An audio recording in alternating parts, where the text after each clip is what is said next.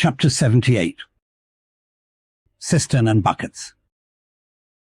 Nimble as a cat, Tashtego mounts aloft, and without altering his erect posture, runs straight out upon the overhanging main-yard arm to the part where it exactly projects over the hoisted tun.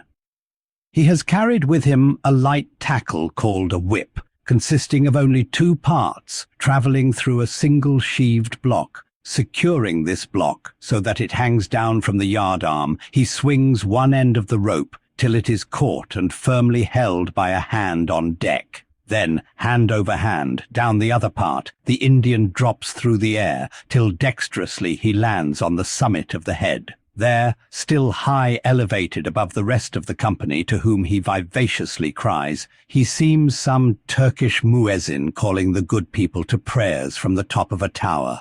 A short-handled sharp spade being sent up to him, he diligently searches for the proper place to begin breaking into the tune. In this business he proceeds very heedfully, like a treasure hunter in some old house, sounding the walls to find where the gold is masoned in. By the time this cautious search is over, a stout, iron-bound bucket, precisely like a well bucket, has been attached to one end of the whip, while the other end, being stretched across the deck, is there held by 2 or 3 alert hands. These last now hoist the bucket within grasp of the Indian, to whom another person has reached up a very long pole. Inserting this pole into the bucket, Tashtego downward guides the bucket into the tun, till it entirely disappears. Then, giving the word to the seaman at the whip, up comes the bucket again, all bubbling like a dairymaid's pail of new milk. Carefully lowered from its height, the full freighted vessel is caught by an appointed hand and quickly emptied into a large tub. Then, remounting aloft, it again goes through the same round until the deep cistern will yield no more. Towards the end, Tashtego has to ram his long pole harder and harder and deeper into the tun until some 20 feet of the pole have gone down. Now, the people of the Pequod had been bailing some time in this way. Several tubs had been filled with the fragrant sperm, when all at once a queer accident happened. Whether it was that Tashtego, that wild Indian, was so heedless and reckless as to let go for a moment his one-handed hold on the great cabled tackles suspending the head, or whether the place where he stood was so treacherous and oozy, or whether the evil one himself would have it to fall out so, without stating his particular reasons. How it was exactly there is no telling now. But on a sudden, as the 80th or 90th bucket came suckingly up, my God, poor Tashtego, like the twin reciprocating bucket in a veritable well, dropped head foremost down into this great tun of Heidelberg, and with a horrible oily gurgling went clean out of sight. "Man overboard!" cried Daggoo, who amid the general consternation first came to his senses. "Swing the bucket this way!" And putting one foot into it, so as the better to secure his slippery handhold on the whip itself, the hoisters ran him high up to the top of the head, almost before Tashtego could have reached its interior bottom.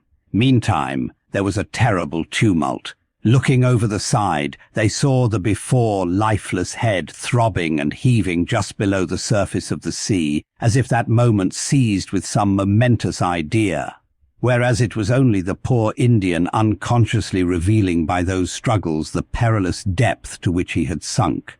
At this instant, while Daggoo on the summit of the head was clearing the whip, which had somehow got foul of the great cutting tackles, a sharp cracking noise was heard, and to the unspeakable horror of all, one of the 2 enormous hooks suspending the head tore out, and with a vast vibration the enormous mass sideways swung, till the drunk ship reeled and shook as if smitten by an iceberg. The one remaining hook, upon which the entire strain now depended, seemed every instant to be on the point of giving way, an event still more likely from the violent motions of the head. "Come down!" yelled the seamen to Daggoo, but with one hand holding on to the heavy tackles, so that if the head should drop he would still remain suspended. The negro, having cleared the foul line, rammed down the bucket into the now collapsed well, meaning that the buried harpooner should grasp it and so be hoisted out. "In heaven's name, man!" cried Stubb.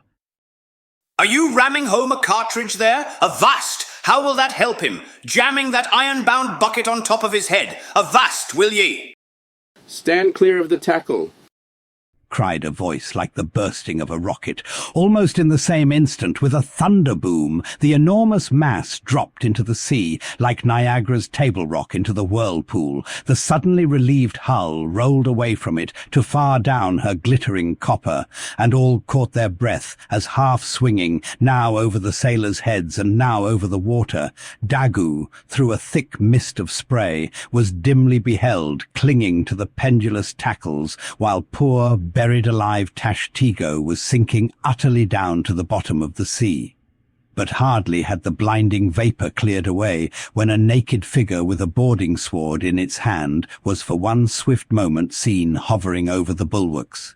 The next, a loud splash announced that my brave Queequeg had dived to the rescue. One packed rush was made to the side, and every eye counted every ripple as moment followed moment, and no sign of either the sinker or the diver could be seen. Some hands now jumped into a boat alongside and pushed a little off from the ship. Ha! Ha! Cried Daggoo all at once from his now quiet swinging perch overhead, and looking further off from the side, we saw an arm thrust upright from the blue waves, a sight strange to see, as an arm thrust forth from the grass over a grave. Both! Both! It is both! Cried Daggoo again with a joyful shout, and soon after Queequeg was seen boldly striking out with one hand and with the other clutching the long hair of the Indian. Drawn into the waiting boat, they were quickly brought to the deck. But Tashtego was long in coming to, and Queequeg did not look very brisk. Now, how had this noble rescue been accomplished? Why, diving after the slowly descending head, Queequeg with his keen sword had made side lunges near its bottom so as to scuttle a large hole there. Then, dropping his sword, had thrust his long arm far inwards and upwards, and so hauled out our poor Tash by the head.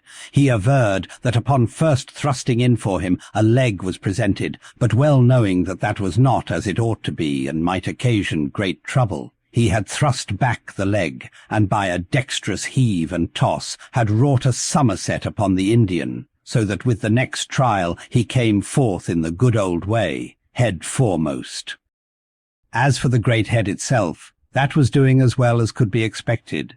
And thus, through the courage and great skill in obstetrics of Queequeg, the deliverance, or rather delivery of Tashtego, was successfully accomplished in the teeth, too, of the most untoward and apparently hopeless impediments, which is a lesson by no means to be forgotten. Midwifery should be taught in the same course with fencing and boxing, riding and rowing. I know that this queer adventure of the gay-headers will be sure to seem incredible to some landsmen, though they themselves may have either seen or heard of someone's falling into a cistern ashore.